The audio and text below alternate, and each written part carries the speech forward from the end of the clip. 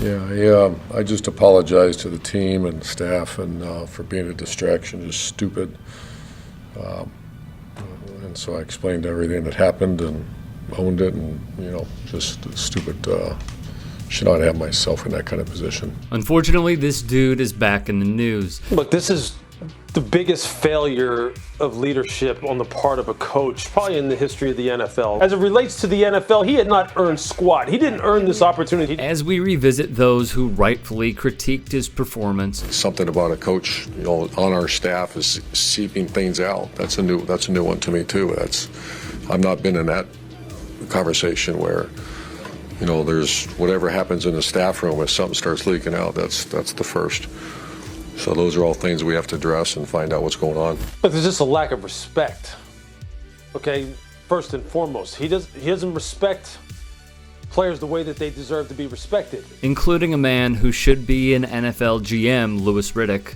Well, his criticisms were spot on from the get-go. It is, however, this line that certainly sticks out. The lack of respect had range within the Urban Meyer-led Jacksonville Jaguars. The latest revelations are beyond the pale of embarrassment for a man who achieved the highest of highs collegiately and yet could not even complete one season in the National Football League. During a film session, Meyer fumed at a blown assignment. Maybe irate is a better word. He didn't let it go. The next day he said, "And do you know what would happen if I cut you guys? You couldn't get a job paying more than $15 an hour." This was according to 4 people in the room. One veteran player who was present said, "I lost all respect for him after that. The most toxic environment I've ever been a part of," a veteran member of the football operations staff said. "By far, not even close." Veteran wideout DJ Shark, who left Jacksonville for Detroit, told The Athletic, "He feels like threats are what motivates. He would come up to us and tell us if the receivers weren't doing good. He wasn't going to fire us. He was going to fire our coach. He would usually say that when the coach was around." This jives with a previous report we heard out of Meyer's team. NFL.com's Tom Pelissero reported in December 2021, Meyer persistently demeaned his fellow coaches during staff meetings, making them defend their resumes and telling them they were losers. Thus, we hear of the workplace culture being well below par. Now, allow me to pivot for a second.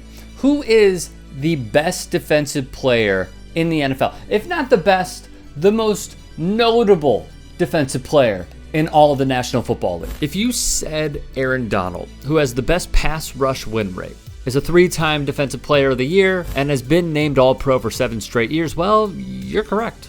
And as it turns out, you know more than Urban Meyer. Multiple sources said Meyer was unfamiliar with star players around the league, and they are some of the most notable: Deebo Samuel, Jamal Adams, and Donald. "Who's this 99 guy on the Rams?" Meyer asked one staffer during the season, according to a source. "I'm hearing he might be a problem for us." Just a hypothetical.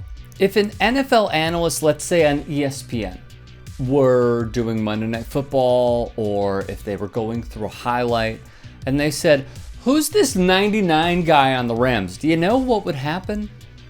They would get suspended, then probably fired, and shamed for not knowing the best defensive player in football, arguably since he came into the league.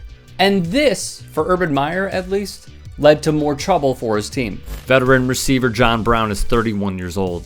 He's been in the league since 2014. Meyer saw him run the wrong route in practice and told quarterback Trevor Lawrence the following: "Hey Trevor, you gotta slow it down for him," Meyer said, according to sources. "These boys from the South, their transcripts ain't right." There's been a lot of drama. You can't say everything that's on your mind. You have to have a filter, and you got to be careful. It's important to remember NFL Hall of Famer turned broadcaster Shannon Sharpe, who wrote on Twitter, "Nothing happens in an Urban Meyer program without his blessings. One of the best offensive weapons the Jags have is running back James Robinson. Meyer benched him, choosing Ohio State product Carlos Hyde, where Meyer coached collegiately. Players were confused. Lawrence spoke up. Robinson would return for garbage time with the team down 30. The new reports indicate, pardon the pun, the consistent moving of the goalposts, the lack of accountability with Meyer, the constant shift of blame from one person to another, even as it appears he directed team personnel. For the Robinson move, it was running backs coach Bernie Parmalee's fault, according to Meyer, not himself. This is a man who makes contact with his players, and not just through texting. Place kicker Josh Lambo, speaking with the Tampa Bay Times, recalled Meyer saying, "Hey, blank, make your blanking kicks." And he kicked him in the leg. He kicked a kicker in the leg.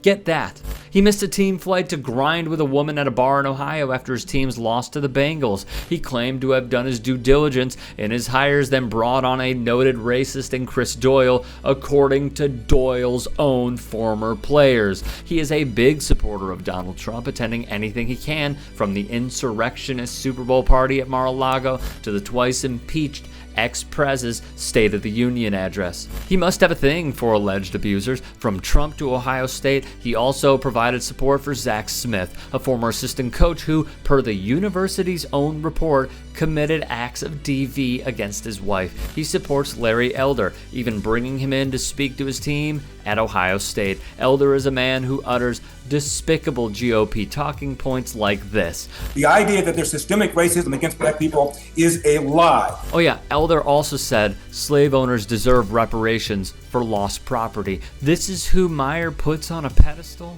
His judgment sucks. He should be nowhere near coaching ever again. In the end, after his firing, a veteran player on the Jaguars said the mood around the team was strange. Instead of the disappointment or concern that often accompanies a coach losing his job, the player sensed something else: relief.